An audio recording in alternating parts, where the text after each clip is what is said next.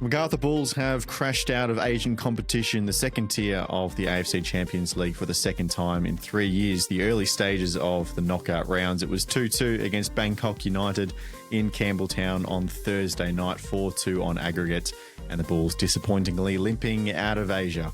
Melbourne City, on the other hand, played a game that, per Joey Lynch, could have been an email, but they secured qualification into the knockout stage regardless. Finishing fifth in the table and locking up a date with Buriram United. Mark Jackson, former manager of the Central Coast Mariners, has a trip back to Melbourne in his plans next month in March. Sydney versus Auckland also happened on Tuesday night. The Sky Blues thought they'd locked up the points to get them back right in the thick of it in the title race, but a late calamity meant that Auckland got a share of the points and leaves Sydney scratching their heads as to where to find some form. The Tilly squad was dropped for the Asian Cup during the week. We'll look ahead to a pumped weekend of A-League men's action with two big derbies. And Ulysses De Villa, you remember that name? The MacArthur player has received his sentence to wrap up the MacArthur gambling manipulation saga on this episode of the Round Ball Australia podcast. My name is Lachie Avil. Joining me tonight is Poletti. Just got home through the door. Some food perhaps off the back of the game at Campbelltown. A bit of a disappointing night for the Bulls. Poletti, what was Mile's response after the game? Mile's response was, it was disappointing. They could have been better. They should have been better. It's just a lot of the damage was done last week, right? And I think we all knew the 2-0 deficit was going to be insanely hard to overcome. And then you throw in, conceding inside the first 2 minutes, and suddenly you're staring at a 3-0 deficit, against, without trying to, be stereotypical, right? Against an Asian team who are on the road, 3-0 lead, getting into, defensive sort of park the bus kind of areas. Now, I will say Bangkok didn't exactly do that. They didn't have a lot of the ball, but they weren't exactly trying to park the bus per se. They were just more, they were letting MacArthur try to break them down, is what I'd say. Like does that make sense? It does. Jacob Stevens, hello to you as well. It's funny, we've talked in the last few years, really, about the shift of this competition from its old format in the AFC Cup. Now, in the ACL2 era, a lot of the good teams from the top nations are dropping down to participate as well. It means that when we get to this knockout stage, there is a hell of a lot of quality about. And Masen Al-Ghassani, who scored the 2 goals for Bangkok on the night, just had a hell of a game. And I think just a little bit of a wake-up call to the quality that can await Australian teams in the knockout phase of this competition. Yeah, I think you can kind of slip into a little bit of complacency from an Australian perspective of looking at some of these teams and you go, Bangkok United, it can't be that difficult. But yeah, they've got quality players and they play good football. And we saw that in the first leg, as we've touched on, that that kind of, I think, set the tone for this fixture. And, perhaps a bit telling that MacArthur, despite being at home and with this kind of game to chase, we're just really unable to be massively effective against them. So yeah, it's kind of disappointing from the perspective of MacArthur could have done well in this competition. And as Poletti was saying, Mile was saying, is they should have done better. But that's football, and you're spot on, Lockie, that this has evolved, this competition now, to a point where Australian teams can't kind of take it for granted for being, it's that second-rate thing, and that, some of these smaller Asian nations and these smaller clubs are going to be easy to just play against, and, you knock them out and it's just super easy. There's no real dramas. No, football as a whole is developing really strongly in this region. And, as good as, Australian clubs are kind of starting to get and have been competitive in Asia in recent years, other Asian clubs are doing the same. So it's kind of, we've not been able to, I suppose, get ahead of the competition in any way, but we're still there lockstep with them. And, it makes for some really good matchups, but it does make for some moments like this fixture where it really does feel like MacArthur, this is kind of a missed opportunity for them, because this was a huge chance for them to go on and have potentially a deep run at this tournament, as we've seen from a couple of clubs. Was it Sydney last season, did okay-ish, and then, of course, the Mariners ended up winning the whole thing a couple of seasons ago. So it's there for the taking for Australian clubs, but you've got to respect your opposition at the same time. And I think kind of going into that first leg and just not playing good enough, that blew it for them, and we kind of have seen the repercussions of it. So it's a shame, but it was well played to Bangkok for being able to just stick with it. And as Poletti said, not just being stereotypical of you've got a 2-0, 3-0 lead in a knockout tie, let's just sit back and do nothing for 90 minutes. They did go back and they got they got another goal, and they were they trying to capitalize on those opportunities that opened up when MacArthur would try and play through them. So yeah, disappointing result, but the other thing as well, Lachie, which I'm sure you'll mention, is the coefficient. It's not the be all and end all for the coefficient as well, which is quite helpful. Yeah, and I will get into that later. Trust me, I will. But, you can't forget that we're having this battle with China for 4th and 5th. Thailand is the nation that is in 3rd in the East. So there is a lot of quality there. And Poletti, when you score a brace almost inside the first half hour and then all of a sudden the aggregate becomes 4-0, it's very difficult. And I wonder, to Jacob's point, I'd like to think optimistically that maybe the clubs have figured it out. They know what's going on. I think maybe just MacArthur played bad. Maybe it's as simple as that. I think the fans have a little bit of catching up to do in their perspective of what's going on. But I think the clubs are probably there. At least that's my opinion. I'm interested to hear your thoughts as someone who was there and has talked to the people at the club. But MacArthur just didn't play well. Like, you look at the two, even the second one, like Callum Talbot standing off Gasani for as long as he did and just allowing him the space to finish in the far corner. Like, I don't think you can expect to do that at this level and then come away with positive results. I mean, look, as I think the game was lost last week, right? And I don't. It's tough because we know how hard it is to travel away in Asia, right? You go to conditions that, and I say that as this is someone living in Sydney, right? You go and play in conditions that are a lot more humid than what you're used to here, right? Like the humidity at the moment here in Sydney is insane.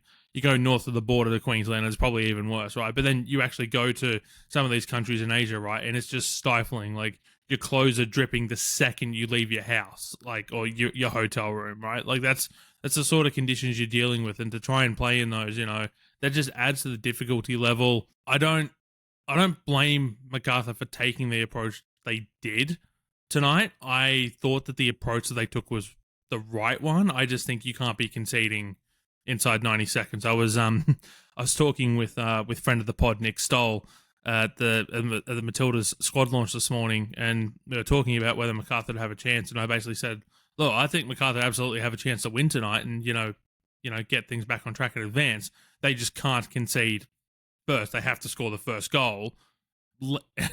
And they conceded inside 2 minutes. Like, it was almost curtains. Like, from there, it's unfortunate. Like, but I mean, Luke Bratton after the game said that, even at 3-0 down, they were still confident. They still had the belief that they could come back and do it. And they fought hard to try and do it. But, once you go to 4-0 down, that makes it a little bit harder once again. And Mille made a couple of very interesting tactical changes.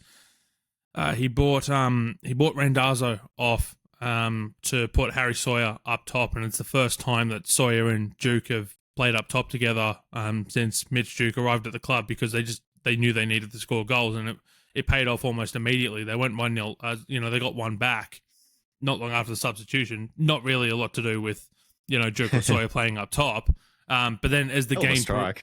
No, it was. And then as the game, I think it might actually be Walter Scott's first goal for the club. And then, as the game continues on, we started to see what they were trying to do, but it was also the players learning to adapt to a different tactic on the fly, because they haven't played that two up top.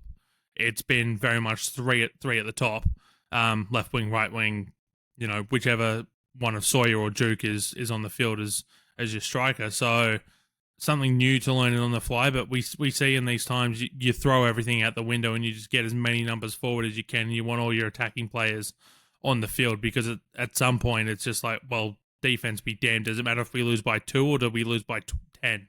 Okay, 10 is probably an exaggeration, right? But lose by 2 or lose by 5. Does it really matter? And the answer is no. You've got to at least try. And MacArthur tried. The penalty was the overturned penalty. That to me was the big turning point in the game, because you feel if that stays, Sawyer converts it, scores a level, it's 2-2. They've got half an hour ish and the momentum's with MacArthur, I reckon they'll probably go on to, overturn the deficit and at least send it to extra time. By the time, it obviously gets overturned. MacArthur starts to drop off a little bit, and then by the time they actually were able to show that fight, that desperation in that last 15 minutes or so, it was too little too late. And you saw with the fact that they didn't score that, equalising on the night goal until stoppage time from Sawyer, which takes him up to 9 goals in all competitions, 7 in the league, 2 in ACL2. So, he's nearly got double digits already. Maybe there's something in that he's going strong. Could have a certain coach looking at him for national team selection, perhaps. I would be shocked. I mean, he's had a great season, but I would be shocked if Popovich was considering him for national team selection. We were having this just a little bit. We were having this discussion in the press box tonight, which is why I mentioned it. I mean, Joey Lynch down in Melbourne has been on the Harry Sawyer bandwagon all season. It's sort of like this Socceroos Bolton, and how much of it is serious and how much is Joey playing it up for Twitter is something else. But I mean, Joey doesn't usually tend to joke about this sort of stuff. I mean, a double-digit goal-scoring striker isn't anything to balk at, particularly given that you've got a couple of games coming up against Cameroon and Curacao. If there's a couple of injuries or maybe a player you want to rest for whatever reason, I don't think there's a harm in at least seeing what Sawyer can do in camp, because we know the way Popovich operates. He's not likely to give him game time, but at least seeing how he operates in camp. Yeah, I think on like the serious argument of is Sawyer close to the Socceroos, I think if he was in consideration, he would have been in that last window in November. That was kind of the A-League hopefuls window to get a look in, and we'll talk about this in the following weeks to come when we move in towards that March window as well. But my feeling is that's going to be pretty much full strength squad. Everyone you've got, no more experimentation unless it's forced through injury. So we'll have to wait and see on that front. Quickly on the penalty, Jacob, fairly overturned, at least in my opinion. Sawyer kind of dangles his leg and feels contact. I have no problem with him going for that because there is contact, but I think it's fair enough that it's not given as a penalty. Yeah. It just, look, this is one of those cases where slow-mo does kind of make it look quite comical. Because you can see kind of how long it takes for him to get his leg out and across, and it's he's searching for contact. I actually on first view thought maybe it he wasn't searching for it, his leg just did that for some reason. Like maybe there was a muscle spasm or something and it kind of just kicked it out to the side. But that's still not enough to warrant a penalty. I mean, the contact was so insignificant. I know, Poletti, you've spoken about the kind of hand in the back and, hand in the back in the box, player goes to ground. Is that why the penalty should be called? Or I just don't think there's enough in it. I think it's pretty soft. It's almost kind of just two players. We've seen softer penalties given. We have, but I don't think that's the line we want to take. To be honest with it, we don't want to be giving soft penalties. I don't think it's just it kills a lot of defensive actions that you can do because players are going to be searching for that contact more and more frequently. And actually, I think kind of in recent weeks, at least in the A-League, we've seen some of those kind of overturned and not given. Great examples, Yaya Dakuli, I think it was just last week for Adelaide United, where kind of a little bit of contact, but defenders playing the ball really soft, not given. So I kind of prefer that to just any contact in the box and a player goes down is automatically a penalty every time. And I know this was given very quickly, but again, this is why we've got VAR in, right? Because you can look at it and go, okay, that's ridiculous. Why are we giving that as a penalty? I mean, look, maybe I'm speaking from a point of Australian bias here, which I know you're not, Jacob. Maybe I'm speaking from a point of Australian bias and, the coefficient bias, but look, very much, and I've made no secret about this on this podcast in our group chats. I very much take a black and white looking at it. Foul in the box equals penalty. I that's the way the law is written, right? A foul in the box equals a penalty. I don't believe in this high bar stuff. It's same with second yellow, right? If it's a foul, it's a foul. If you're giving it a first yellow card, you give it a second yellow card. But that's the way I see it, right? And I'm happy for people to disagree with me. Well, we're saying it's just not a foul. Yeah, just full stop. It's just two players that's tumbling fair. Into each other. I saw it slightly differently, but I think again maybe I'm just speaking from a point of Australian bias. Yeah, no, that's fine. I mean, it might have made a difference had Harry Sawyer properly had the ball under control. And you could maybe make the argument that it's a poor challenge from the Bangkok player, but as it is, it's just kind of the ball's kind of a meter or two away from them, and they just kind of get tangled up and run into each other. Like I think that's way too soft. So in the end, the right decision, at least in my mind, was definitely reached. But yeah, well, who needs it? Get rid of it. Who needs it? Poletti, you did say, what's the point in losing by 5 if you could just lose by 2, and what's the difference? Yeah. On the night, I agree with you, but on aggregate, losing by 2 and drawing the game on the night actually does have an effect on the coefficient. So there's lots of numbers here. If you want to know the in-depth breakdown of how everything works, follow me on X. I post about it all the time. I can't help myself. But basically, the bottom line is this. So after MacArthur are out, we've also learnt in the last couple of days, all of the Chinese teams have been knocked out. So the battle here that we're talking about is for 4th place in the East, which 4th place compared to 5th gains an extra qualification spot to the ACL Elite. And then if you lose that qualification, you drop down into the ACL 2. So another Australian team in Asia is what we're fighting for here.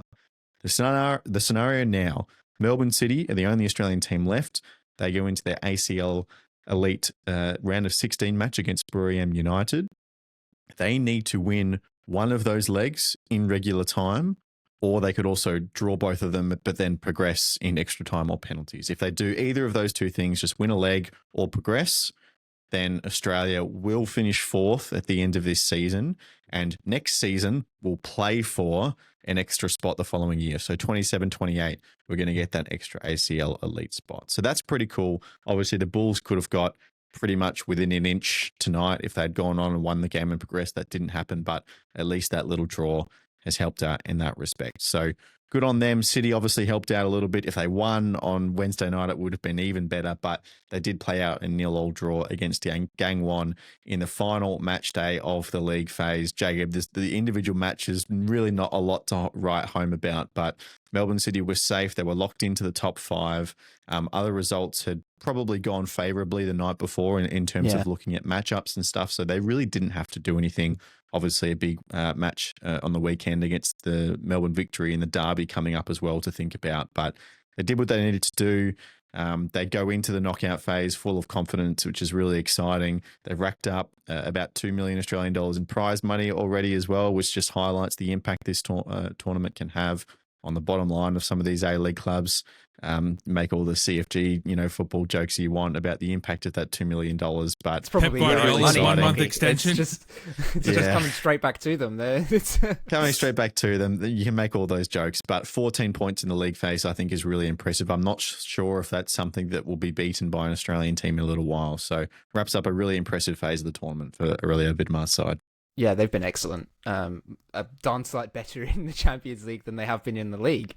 And definitely heard that about another club in another part of the world this season. But no, they've been really, really good value for it. And it's good to see that, we were talking, Lachie, on Monday's episode or Tuesday's episode, or whenever it was released. I can't even remember now. The main thing is to avoid losing, because that would be just kind of obviously they were safe, they'd progress, but it would be a bit of a gut punch. They'd lose a bit of that advantage that they have from having played so well for the majority of the league phase to then go and lose, and arguably have ended up with a tougher draw in the knockout phase. So it's a good job that, yes, the other results went favourably as well. So the win wasn't necessarily as important. It would have been nice, obviously. And I don't know, do they get prize money for individual wins in the league phase as well? Is that they do? It's 100,000 US. So there would have been a little bit more in there for them. But you take that draw, and the performance that they've had in the league phase has been spectacular. And now they come up against Birmingham United, who they've met already, right? Did they beat them in the league phase? 2-1 already. So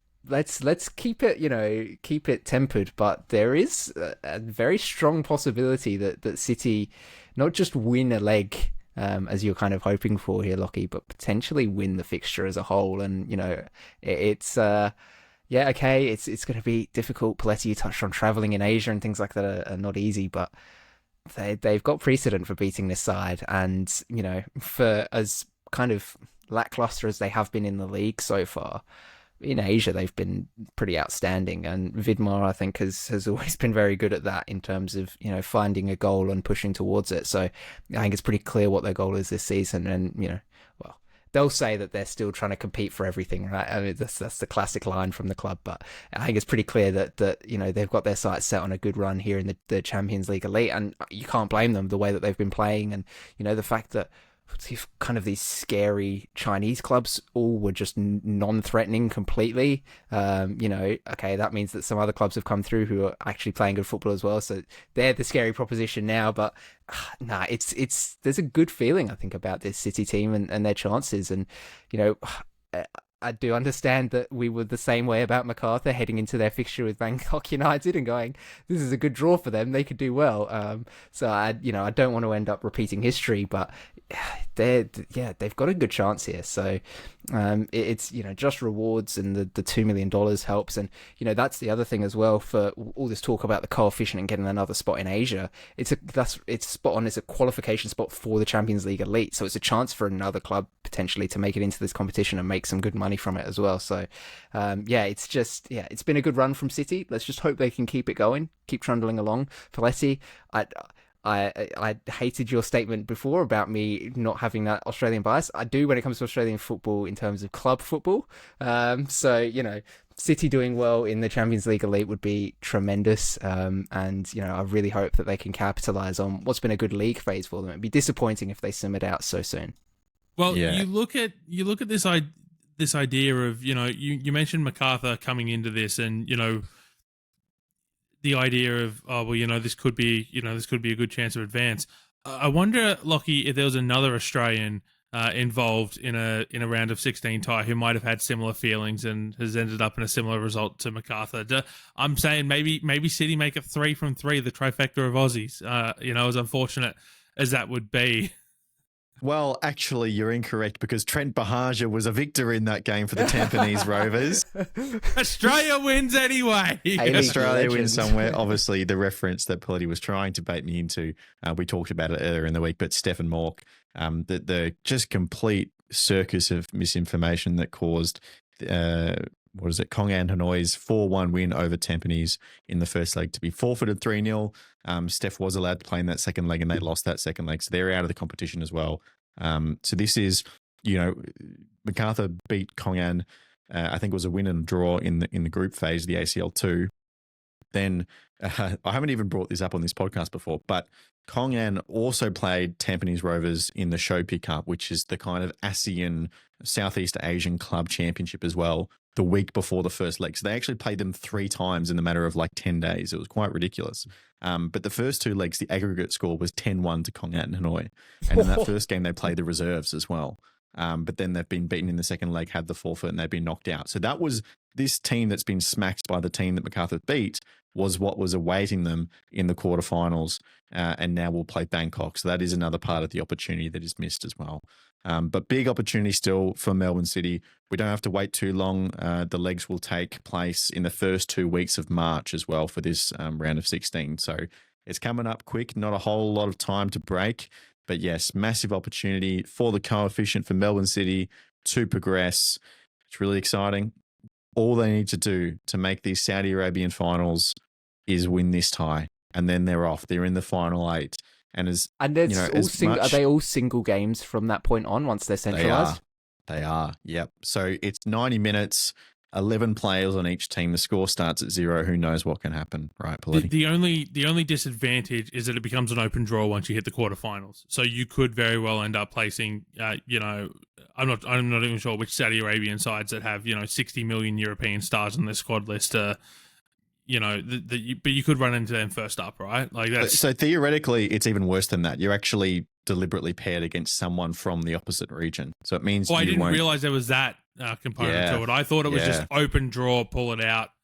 Thanks for coming. Okay, that's an interesting little twist that certainly we haven't experienced in years past. No. Just before we move on from this, Jacob, you mentioned the precedent being there for City to beat Buriram. I think, if memory serves me correctly, that was when Mark Jackson had literally just taken over the squad. He'd had less than a month in charge. True. Like a couple of days. It's like days, a couple of Okay, days. well, it was quicker than I thought. Okay, so like literally, less than a week's notice to that. That's not to say he wouldn't have, had a game plan on how he might wanted to take down Melbourne City, given he was, in the Mariners job. But when you don't know the players that you're necessarily coming into and how they might adapt to the way and the game plan there, I think maybe that might play part of it. And the fact that he's now, a few months into that job, maybe he's got a better idea on how he wants to take down Melbourne City, given that they certainly would have been a side that he would have scouted the Mariners in preseason, and now he's got all this extra film this season that's available to him. I want City to advance, don't get me wrong. Jacko, I love you. I think you're a great coach. I absolutely love dealing with you in presses, but 4's the coefficient. Yeah, 4's the coefficient, and that's a very good point you make. And also that 2-1 win at Amy Park, they were 2 late goals from City. That was a comeback late on to get the win there. Lachie, I'm trying to be positive, all right? It's just a good game. Being a pessimist all the time. I'm trying to be positive about a team's chances here. It's just a good matchup. It's going to be a brilliant tie of football. Get around it. Hopefully there's a couple of thousand people at Amy Park for the first leg, which will be either the 3rd or 4th of March. As long as it's not like a 4 p.m. kickoff again. The kickoff times have been ridiculous. There's been like 5:45 kickoffs. The last one on Wednesday night was a 9 p.m. kickoff local time. Just 7:30. 8 o'clock. 8 o'clock actually is usually the midweek kind of kickoff. Unfortunately, this year the AFC have had their particular schedules that they want, and they're not deviating from it. Period. Like MacArthur, Melbourne City have asked, and they got shut down. Yeah, it's just the way the AFC has chosen to operate this season, and unfortunately, it is an AFC competition, so we're bound by AFC rules. Yes. All right. Working further backwards in time to Tuesday night. I don't think Jacob and Poletti thought I was actually going to mention this until I brought it up pre-show. Sydney did draw. I forgot this game had happened. Yeah. There you go. I'm proven correct. And I think Sydney fans would like to forget this game happened. Yes, they absolutely would, because they went 1-0 up, Jacob, late on. And we've talked about the importance of not just this game, but the 2 legs we were kind of talking about between Auckland and Sydney in the 11 days between the home and away game. Obviously, this one was rescheduled at Leichhardt Oval from a few months ago. They thought they had it, which was crucial to stay in the fight, really, for the premiership. Obviously, we're not even really considering the Newcastle Jets in this picture. They're flying so high, but it's kind of if the Jets do falter, then who of Sydney or Auckland are going to kind of, break that gap to them? Sydney had the 3 points pretty much locked up, and then the calamitous own goal. Who was it that came on late for Sydney? Who was the defender? He was on the pitch a matter of minutes before he smacked the ball into Alex Grant, that then ended up in the back of the net. And that's football. And then it's a 1-1 draw. You split the points, and all of a sudden Auckland are much more in that kind of position, Jacob, to really give it a run to the Jets in the back half of this season. Yeah, it's not a complete killer like a loss would have been. But it's not particularly helpful for Sydney. They're now tied on points with Adelaide. They've defended better than Adelaide, so they're ahead of them on goal difference. But it's kind of a shame. But I will also say that that's a lucky break for Auckland. They were pretty non-threatening for the majority of that game, and so to score the goal off the back of a Sydney defensive error. And that's all it really was, completely unforced error. And, they walk away with the point, and they can consider themselves kind of still in a title, I suppose a title fight, a title chase with the Jets now at this point with the 4-point gap. I think chase is fair, yeah. Yeah, but they got very, very, very lucky. And I feel like that's kind of been the story for Auckland for, since they've joined the competition, is they've just always managed to have a little bit of luck on their side in these kinds of fixtures. But it does make things, interesting for them in, how do you chase down the Jets? This was your opportunity to put away one of your, opponents for the title in Sydney. And they did that, but also have kind of hurt themselves by not getting the result in this one, just not playing well enough, and almost actually allowing Sydney to win the game as well, which would have changed the complexion of things a whole lot. But they've now got, obviously, a Kiwi derby against Wellington on the weekend. Auckland, that was not a very inspiring performance from them, and they've drawn 2 and lost 2 in their last 5 games. So, look, I was, in the predictions game that we did, about this Kiwi derby, I was saying, well, Auckland have it in the bag. and history would suggest that's the case, but they've not been playing great football recently.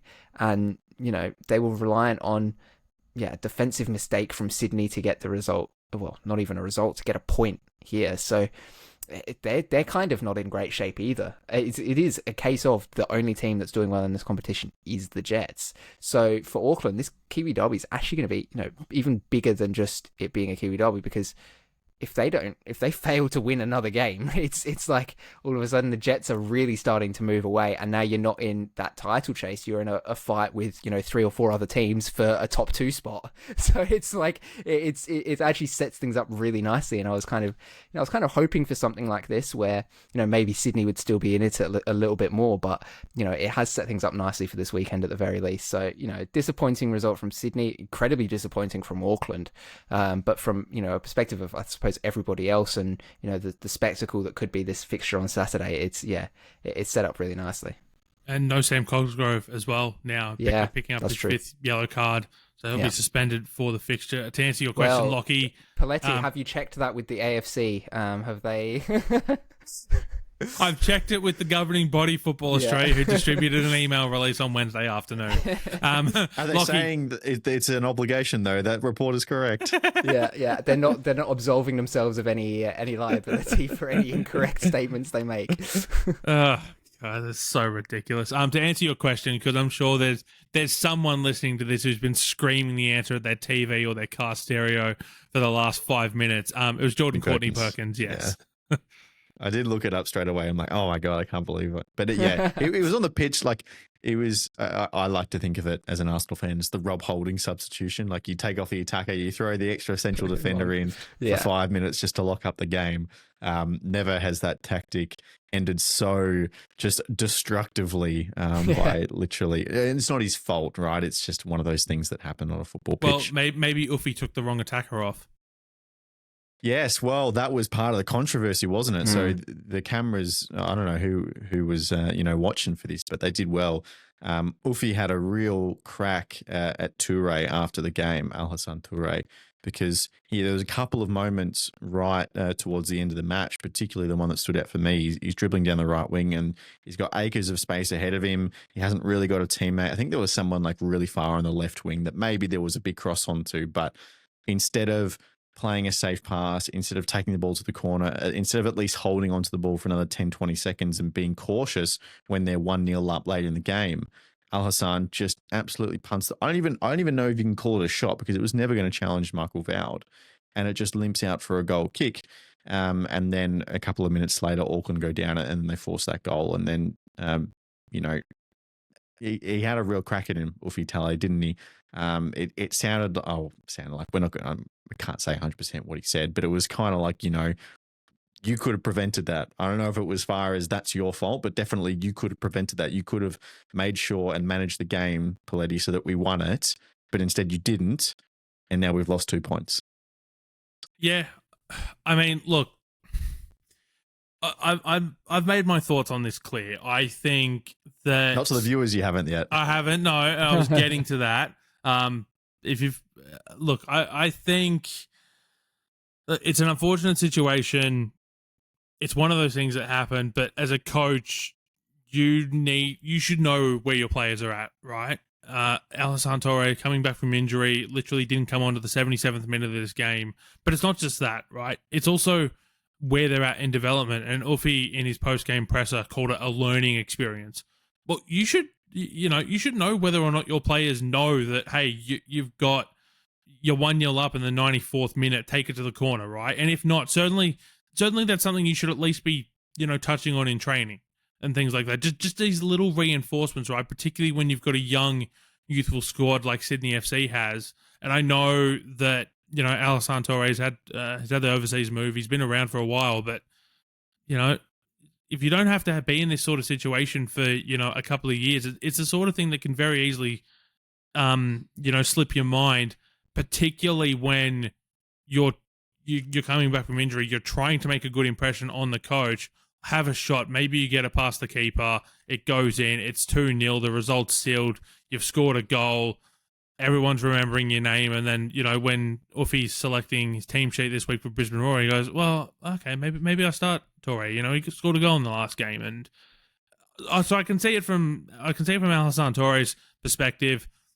Look, from Wolfie's perspective as well, I can understand the frustrations with it. You know, you've just thrown away a result. His coach under a lot of pressure at the moment. He got a 1-year extension from the club, so he's out of contract at the end of the season. The fans have been calling for him to go, you know, well into last season, let alone this year, right? Like I feel like those calls have dulled towards the middle of this season. I think that would be fair. They've started to pick back up again in the last couple of weeks, and this result on Tuesday certainly hasn't helped matters in the slightest. So I can understand from Wolfie's perspective, but this is the sort of thing. Do it at the training ground. Do it in the dressing room when there's no cameras, right? Just wait 10 minutes to talk to him, away from cameras, away from everyone else, and we're not having this discussion right now. Like this is because it's a tactic, right? It is, but if you're doing this publicly, this is the sort of thing that if for example, the playing group is starting to lose confidence in the coach, like this will kill it right there. Like this is the sort of thing that can get the playing group just completely like going to the club and going, we want this guy out right now. So there's so many different levels, and coaches have to deal with different groups of people, and the same coach can deal with different playing groups in different ways, and you have to figure out what works best for the group. Well, and there's so many different angles you can look at it. Can I tell a quick story? So how long are you going to take? It'll take 30 seconds. So on the A-League Off Air podcast, shout out to Robbie and Macca. Macca was talking about how, you know, as you said, different players need to be coached in different ways, and he was one of those people who, you know, he just needed the coach to say, get out there and do your job, right? Whereas, you know, there was a player he was playing with at some point, you know, needed the coddling, the cuddle around the shoulders. It's like, oh, you're going to do your job, you're going to do great. And this was Graham Arnold who was doing this, right, at the Mariners. So, you know, but, you know, someone who's one of the toughest coaches in Australia that we know, you know, but, you know, just that little man management thing. It was just a little anecdote I thought of when you mentioned that. Yeah, and the other perspective is, so it's not, there's one part of it is frustration on that. The other part of it is that is the learning moment. Like you talk about players having to learn that this is the moment that he learns that, and potentially a little bit of public embarrassment is going to rightly or wrongly help that message stick in his head a little bit longer. And the other thing is, Uffy is not going to be the only one at that club who's thinking that was the mistake that cost us the game, or at least one of the mistakes that could have prevented it, right? All the other players are thinking the same thing. So Uffy gives them some validation and shows them that they understand where the error was that cost them that point, those 2 points as well. Can I just say, though, it is harsh to pin it on that moment as being the one that cost them the game. I understand that, yes. That kind of put in sequence the events that, you know, culminated in the own goal, but you know, that's where it kind of does feel a bit harsh to go and pin it on Alassane Touré and say, and you can see Touré's when Tale's, you know, reprimanding him, he's going, well, it's my fault. It's my fault. Like, he's like, yeah, okay, I may have made a mistake, but so did the rest of the team, you know? Like, that's the reason why we didn't win. Okay, sure, maybe I could have taken it to the corner flag. And like you said, it's a learning moment. But I think that pinning all the blame on one player for something that was not just one player's fault, that's where it kind of rubs me the wrong way. And I'm not suggesting that that's what they've done, but it certainly seemed in the moment that was kind of the route that they were taking. That's definitely what Al-Hassan was feeling in that. And you would understand that, right? Because he's just been singled out by his coach at full time after a calamity in defence. And you go, how is it my fault as the striker that's been conceded? So, you know, while I understand that, yes, he could have played that a million times better every single day of the week, and going back and looking at it, he'll go, yeah, I shouldn't have done that. And moving forwards, hopefully he'll learn from it and know not to do that kind of thing. I think singling him out like that is the thing that's the kind of rubs me the wrong way. I understand it's emotional and, you know, this is a big game that you've just dropped points in, but to just pick it on the one player for one moment in that game that lasted 95 minutes, that kind of, it doesn't sit right with me. Oh, well, we'll see the reactions on the weekend. He'll probably score and give him a big hug on the sideline, won't he? And yeah. All will be right with the world. Also, and big news today on Thursday as we're recording as well, the Matildas squad has been dropped for the Asian Cup that's starting in, 10 days' time now. It's getting really, really close, which is exciting. No, big not month. 10 days' time. No, just big month. I was saying this Preparing yourself. I was saying this when we recorded the Dubcast this week with Burke. It's just one of those things where it's just like, you know, for months it's felt like, oh, it's coming up, it's fine, it's a month away, it's 2 months away, whatever. And it's just crept up so Soon quickly. It's going to be, it's tomorrow. To now it's just like, well, that's exactly what Burke said. Like, it's tomorrow, basically. And like, she's not wrong. Like, it's just one of those things where it's just crept up so quickly. And I can't believe it's a week and a half away. I'm excited, but I'm also dreading it because I just know how packed the next month is going to be. Like, to take everyone a little bit inside baseball, I have been meticulously planning out Asian Cup content for the last month. Like, I've got spreadsheets here, I've got this here, I've got that here. Like, I know exactly how busy I'm going to be over the next month. Don't come looking as soon as the full-time whistle is gone. Don't come looking for me. I'm dropping off the face of the earth for a week. Don't come looking for me.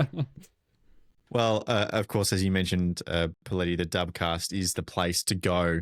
You can catch them on all different socials now, and for all your Matildas news, and to stay in touch day to day with the comings and goings of the tournament as well. But just for a little cursory review, it felt like a squad from Joe Montemuro that was pretty reliant on people who were fit and ready to compete. And obviously the one clear exception, but I think people are pretty okay with, is Mary Fowler off the back of her ACL injury. She's played about 15 minutes for Manchester City, missed the last couple of games. Well, I think a knock was the description in quotation marks, whatever that means. But a player of her quality, potentially coming back to fitness, rolling a few dice on her, I don't think people will begrudge him for that. Well, Mary Fowler is interesting because she's such a talent that, you'd almost take her if you know that, or like if you were to tell any coach in the world, right, you can have Mary Fowler, but you're only going to have her for the last 20 minutes of every single game, you'd take that, right? Because you know that that's where she can work her magic. You mentioned 15 minutes for Man City. Joe Montemuro addressed this in his squad announcement press conference today. The messaging out of City is that they've been helping to prepare her for the Asian Cup. It was very clearly and deliberately done by Manchester City to help prepare her for this tournament, to get her back to full fitness, so that she can come rip it up for Australia, which, will also help the club towards the back end of the season as well. So, absolutely, it's great to see clubs and, national federations working together, particularly given that we know some of the issues that have come over the years, particularly as the schedule continues to get more and more stacked and loaded, and everyone wants a slice of the pie, and players are being expected to perform 365 days a year, and and all of that. So it's nice to see a club and a national federation working together for a common goal that is ultimately beneficial to both parties. But the squad itself, I mean, this is probably the best squad that he could have picked on paper, bar Charlie Grant, who he was incredibly close, right, to getting Grant into the squad. She just hasn't played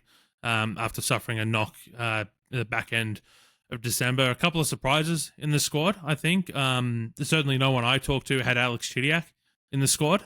But so I was wondering how you were going to react to that. Yeah. Well, I don't think you need to look at my reaction, and this unfortunately didn't get caught on camera. But when I was talking with Burke because we were doing a little pre-record, I'm just like, wait, Alex Chidiac's in the squad. Alex Chidiac, my cat, immediately got the zoomies and just went psycho. So someone was clearly happy that Alex Chidiac is back in the squad. Their namesake is in the squad. Yes. Yeah. I wasn't expecting Jada Wyman either necessarily. Not because she's not the third best keeper the country has, but I don't believe she's played since she got injured. But I mean, she's also the third best keeper we've got, which makes the fact she doesn't have a cap even more baffling. And another tournament's going to go by, and she won't have a cap, and it's going to become the running gag. I mean, it already is. So one other thing I wanted to mention on the Mary Fowler part as well is obviously, like, in a tournament like this, the same as we saw with Sam Kerr in the Women's World Cup a couple of years ago, you can build into these things. And Jacob, like, one shift in expectations that the nation will probably discover if they've kind of, clicked off from the Matildas hype in the last little while, that when we come to the Asian Cup, there is a big gulf in quality between the top teams and the bottom teams as well, even though it is only a 12-team tournament. So the Matildas absolutely will be expected to get out of their group. That's not really a question. And then by the time we get to the latter end of the stage of the tournament in the knockout phase, then hopefully that's an extra couple of weeks as well to get her body right. Yeah, and I like this, this thing as well. Just take a risk on her. Like, she's such a game changer as a player that if she's not fully fit, oh well. Like, there's also enough depth in the squad that it's not like you're missing a key part and there's a massive hole that can't be filled or anything like that. But yeah, like Poletti was saying, if you can just bring her off the bench for 10, 15 minutes every game, considering that a win, because that's a huge weapon that you can have. So yeah, I think that with like you said, Lachie, the added time to try and get her body 100% is going to be huge. But it's also a case of, I feel like Montemurro wouldn't pick her if he didn't have her considerably in his plans for this tournament. Like, it just feels like it's a complete waste to have her in there if she's not going to be used. So that's the other thing as well, is like, okay, yeah, maybe she's not played a huge amount for City kind of since recovering from the injury, because she's not had the chance to realistically, but there must be a feeling that come probably those, like you said, Lachie, those later knockout fixtures, there's a chance that she's going to be fit enough to have extended periods on the pitch, and that'll be part of their planning. So it's, I don't think anybody can really hate the selection. Maybe from a long-term injury preservation perspective, sure, you could go, oh, well, this could, just make things worse. But I mean, I think for the benefit that she offers to the team, it's a no-brainer. All right. As again, go to the Dubcast for your full breakdowns. Poletti and Burke will be there very often with content from the tournament. For the rest of today's podcast, we are trying to trim, if we release these episodes on a Friday, we're trying to bring them down a little bit. So we're going to forgo the full weekend look. I just want to highlight one game each with maybe just the stakes and why it's big for some people. I'm going to get in first. I'm going to talk about the Melbourne Derby. Ryan Teague and Daniel Arzani are going to be in the thick of it. And Arzani had some really big, good quotes in the lead up to the game as well, talking about, chat about people are going to come out and hit him. And he's just saying, bring it on. And he's getting his chest out and he's fronting up, which is great. I think it's going to bring some spice. We talked about it when it happened, particularly the Ryan Teague transfer. Arzani's played at City before, came out of the academy. But for someone like a Ryan Teague going from Melbourne Victory, obviously overseas for 6 months, but then back to City, it's the kind of transfer I don't want to see too much in the league. But in terms of the short-term benefits, it's going to add a lot of spice to this fixture on Saturday night, Jacob. So I'm really excited for that one. What do you got your eyes on? Sydney and Brisbane is an interesting one for me. Two teams who have basically identical records recently. So they've got the same number of points in the last 5 games. And they're two teams as well that kind of where they're at now, I don't think reflects the optimism that people had around them in the kind of first quarter, first third of the season, right? Where it's, these are two teams for Brisbane that are playing pragmatic, practical football and getting results, and Sydney, who it feels like have found their form and that potential that they kind of showed glimpses of last season, right? And they're finally living up to it. Whereas it's all come crashing down in the last month and a half for the pair of them, and they're both in these situations now. Sydney, as we just touched on, are kind of out of the title race. They're still there or thereabouts, maybe, if the Jets stumble and they can find some results, but they're basically out of it. And Brisbane have dropped down from, I think, from 3rd all the way to 8th place now. They've been in the doldrums recently. So this is a really big fixture from the perspective of these two teams who we know can play really good football and who on their day can be arguably two of the best teams in the league, but haven't been recently. And I'm kind of really hoping that this is the fixture that gets that from both of them at the same time, if that makes sense. It'll be a really interesting dynamic as well, because what have we seen from Sydney? It's been, when they're at their best, really fluid in attack and dynamic, and they're just unrelenting in that final third. And from Brisbane, what's it been? It's been a stoic defense, just really grinding out results and then capitalizing on the chances they create. So it's two teams that match up really well. And had this come 5-6 weeks ago, would have been easily the best game of the week, but it's now kind of this case of two teams that are down on their luck. So I think it could still honestly be a fantastic game, and for both of them the repercussions are huge. So the extra layer to this as well, and there's some fascinating quotes that have just come out from Ryan Grant in the last couple of days. I read it on Football 360, but the whole Brisbane bully narrative originates from a pre-season friendly between these two teams, and a fight, and supposedly the game being called off early and physical Brisbane. It all comes from this, and Sydney have not forgotten that fact. So when you lay that on top, the state of origin rivalry, it feels like it's getting a little bit and they're more only of attention 4 as points well. separate from each other as well. That's the other crazy thing, right? Like, it's Sydney in 3rd, Brisbane in 8th, and they're 4 points away from each other. So a win here for Brisbane, and they can jump right up behind Sydney. So, yeah. Yep, can change on a dime like that. It's going to be a fascinating game. Poletti, no guesses, I think, as to, well, mate, you might go for the non-obvious one just to spite me, but what do you got your eye on this weekend? Well, okay, I am going to go the obvious one, but I'm also going to go the non-obvious one. I'll explain. It's all interrelated, right? I'm going to go on a very Matt Olsen style tangent here. So, I've got the Kiwi Derby, and I've got Newcastle versus Macarthur. Now, unfortunately, Wellington, and I hope Chiefy clips this up and uses it as motivation, right? Wellington are very much along for the ride in this scenario, unfortunately. But you've got Macarthur in 5th. You've got Auckland in 2nd, Newcastle in 1st, right? If Macarthur win, they're 8 points back currently. That would take them to within 5 points of the Jets. Therefore, if Auckland win, they'd be just 1 point back of the Jets. So, obviously, Auckland won't know at the time whether Macarthur are going to win that game or not. But it has the two fixtures in conjunction with each other have the potential to just completely reshape the makeup of the top 6. You combine that with, say, a result for Sydney and a result for Brisbane, or any combination of result in the Melbourne Derby. The top 6 could just look completely different by the end of the weekend. On the flip side, Auckland lose to Wellington, Macarthur lose to the Jets, and suddenly, Newcastle are 7 points in front with 8 games to play, and they're running away with the title. And I don't think they're going to Arsenal it. I'll say that. Oh dear, Wow. don't bring it up again. The funny thing is, though, it is still tight. We say it every week, but even the Mariners, who were bottom on the table a matter of weeks ago, all of a sudden they win against the Wanderers on the weekend, and they're within 3 points of the 6 with a game in hand. The scenarios floating around are just a little bit ridiculous. But I'm really looking forward to the Kiwi Derby as well. I'm personally putting my neck out on the line. I think this is the week that Wellington do it. You said that last time, Lachie. You said that at the last one. Yeah, well, I'm saying it this time as well. Sometimes I'm right, sometimes I'm wrong.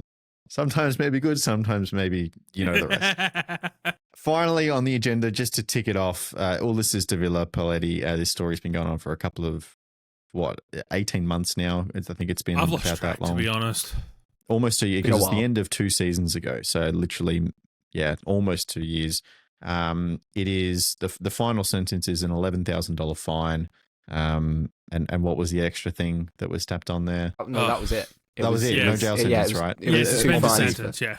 In addition to all of the football related penalties that he's had to deal with. It wasn't as a well. suspended sentence. That's right. Yeah, it was just an $11,000 fine.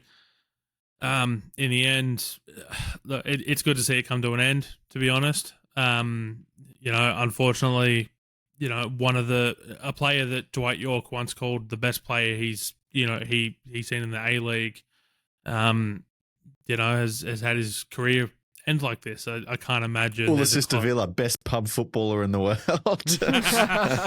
Look, I can't imagine there's a team that's going to take him on, particularly like here in Australia.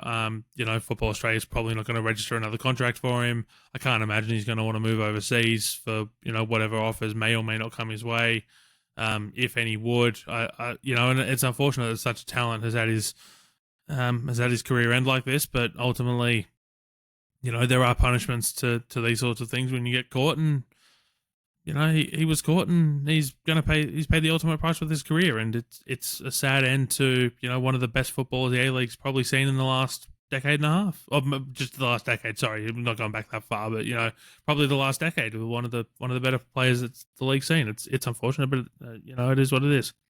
It is. All right, there you go. All wrapped up in a bow for you. That'll do for this episode of the Round Ball Australia podcast. Hope you enjoyed. Jacob, thank you. Pleasure as always, Lachie. Cheers, bloody. Tune into the Dubcast. Tune into the Dubcast, all your women's football content over the course of the next month. We'll be back early next week as well for your A-League debrief. Plenty more to talk about in Australian football over the course of the next couple of weeks and months. It's a very exciting time. Thank you for listening. We appreciate your company. Goodbye.